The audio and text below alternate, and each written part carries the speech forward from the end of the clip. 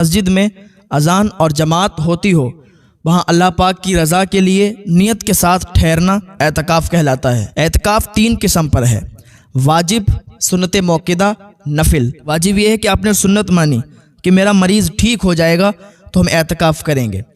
کوئی بیمار تھا آپ کے ہاں، آپ نے منت مانی، اب وہ ٹھیک ہو گیا، تو اب اعتکاف میں بیٹھنا آپ کے لیے واجب ہو جاتا ہے، تو یہ واجب ہے۔ اور سنت موقدہ یعنی رمضان المبارک کے مہینے میں 20ویں روزے کو سورج غروب ہوتے ہی مسجد میں بنیت آپ بیٹھ جائیں، نیت کر کے آپ بیٹھ جائیں، آپ کا اعتکاف ہوگا۔ تو وہ سنت موقدہ ہے کہ محلے میں ایک شخص بھی بیٹھ جائے گا تو پورا محلہ بری ہو جائے گا، اور اگر محلے سے کوئی بھی نہیں بیٹھا تو پورا محلہ، پوری بستی گناہگار ہوگی۔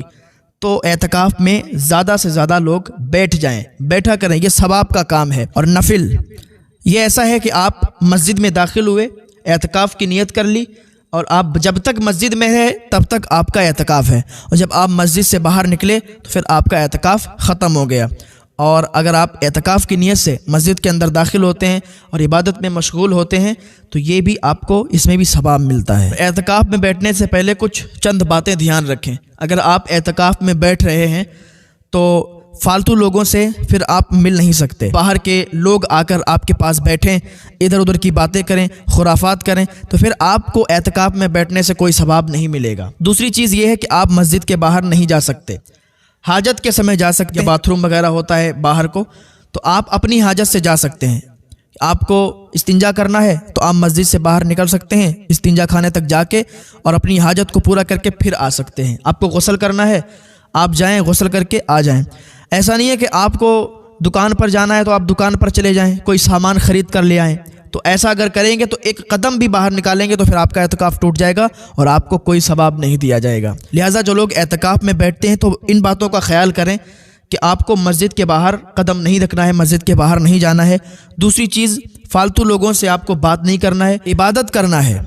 آپ تسبیح پڑھیں، اوراد و وظائف کریں، نفل ادا کریں، نمازیں ادا کریں، فالتو لوگوں سے باتیں نہیں۔ اگر آپ ان باتوں پر عمل نہیں کرتے ہیں تو پھر آپ خود ذمہ دار ہوتے ہیں۔ حدیث شریف میں ہے کہ اعتکاف کے 2 بڑے فائدے ارشاد فرمائے گئے ہیں۔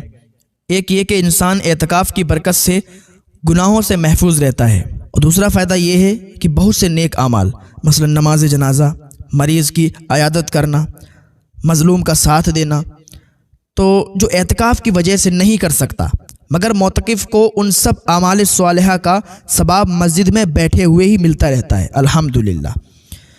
تو اب اسی میں ایک شب قدر جو 27ویں رمضان شریف کی رات ہے، اس رات میں شام سے صبح تک تجلی الہی بندگان خدا کی طرف متوجہ ہوتی رہتی ہے۔ اس رات میں ملائکہ اور ارواح آسمان سے عبادت کرنے والوں کی ملاقات کے لیے زمین پر اترتے ہیں، اور ان کے آنے اور حاضر ہونے کی وجہ سے عبادت میں لذت اور کیفیت پیدا ہوتی ہے جو دوسری راتوں کی عبادت میں پیدا نہیں ہوتی۔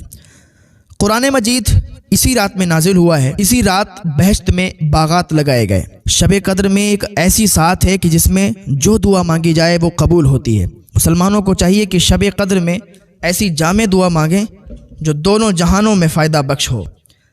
مثلا اپنے گناہوں کی بخشش اور رضائے الہی کے حصول کی دعا مانگی جائے۔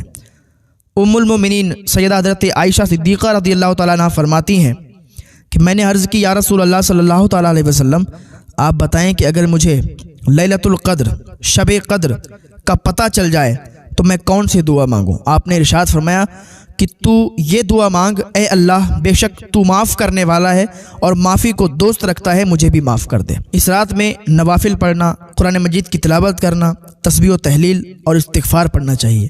شب قدر میں جتنے نفل پڑھے جا سکیں بڑی سعادت ہے۔ یوں تو روزہ افطار کرنا ہر حلال چیز سے جائز ہے، مگر کھجوروں سے روزہ افطار کرنا بہت ثواب ہے۔